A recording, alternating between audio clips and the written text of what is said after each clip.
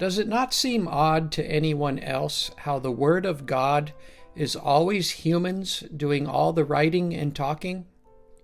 Matt Dillahunty said, "A God who does not manifest in reality is indistinguishable from a God that does not exist." A popular Christian apologetic addressing this observation goes like this: if we had an absolute awareness of God's existence, we'd be coerced into moral behavior and would become like robots. However, this is a lie. Ironically, it is in the Bible itself where this false claim can be exposed. Many people throughout history have claimed to have experienced a direct communication with God and still had no trouble being disobedient, such as Abraham and Moses, who both sinned. To propose that our free will would be suspended if God presented proof of his existence or manifested in reality is simply a fool's position. Surely free will was not suspended every time God revealed himself through fire, burning bushes, smoke, dreams, bright lights, angels, or thundering voices. If God actually exists and chooses to remain hidden from us, it proves only one thing: a complete lack of empathy for his creation.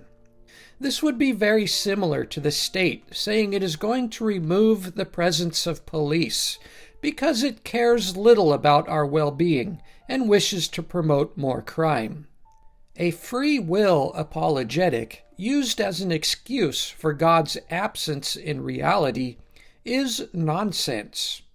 Free will is never a valid excuse for God's lack of identification, credentials, or real-time sympathy for the tragic conditions appearing in our world today. Believers look at the world and see all kinds of evil and suffering of innocent people and animals. It confuses them when they think about a loving Father up in heaven, so they have little choice but to convince themselves that free will is the reason for God's absence in these tragic affairs. In other words, God must refrain from intervention. Otherwise, our free will is compromised. At the same time, they will contradict this apology. If a Christian can pray, and God will answer their prayers, provide a safe ride home, win a football game, or send an earthquake to punish the wicked, then God is intervening, and the free will apologetic has been violated. If God answers one single prayer with supernatural intervention, then free will, as an excuse for God's hiddenness or absence from reality, is broken. Furthermore, if we believe that a loving God miraculously healed Uncle Jay's tumor, sobered up little Timmy, but decided not to help a baby girl escape her molester, then we have a sickness of the mind and worship an extremely twisted deity.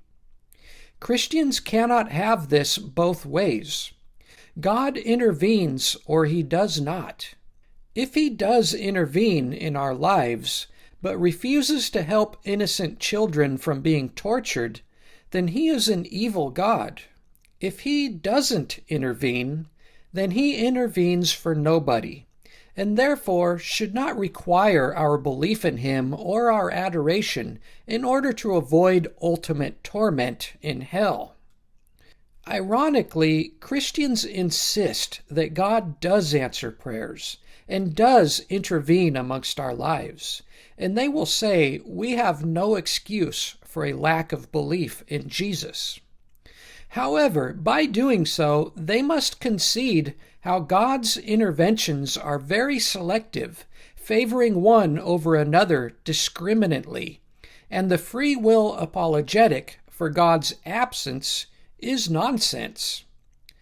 If believers are unable to accept or overcome this basic logic, then I will raise another free will problem to the surface. This problem should be overwhelmingly obvious to everyone. What happens to free will when we get to heaven? What we soon discover when applying a more critical analysis to a free will apologetic is that imperfect systems are the cause of suffering, not free will. Suffering has no relation to free will, but is a byproduct of an imperfect world.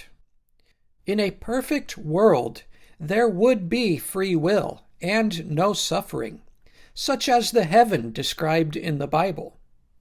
The interesting characteristic of imperfection is that it can be traced backwards to an original source. Where did the very first imperfection originate?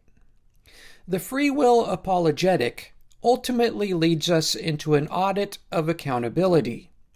We must trace backwards to find out where responsibility lies. It is here that Christians will reach an impossible impasse. If God is perfect, He cannot create something imperfect. In other words, how can something imperfect come from something perfect? That's completely illogical. When we trace backwards to locate a transition from perfect to imperfect, the problem becomes unworkable. For example, if God created perfect beings, then how can a perfect being make imperfect choices? They cannot, or they wouldn't be perfect to begin with. If God created entities weak enough to be corruptible, then the original source for imperfection is God. Gene Roddenberry said, "We must question the story of having an all-powerful God who creates faulty humans and then blames them for his own mistakes." Think about it this way. A God who would allow its creation to make their own choices, and when they make the wrong choice, He would torture and annihilate them? This God is an evil monster.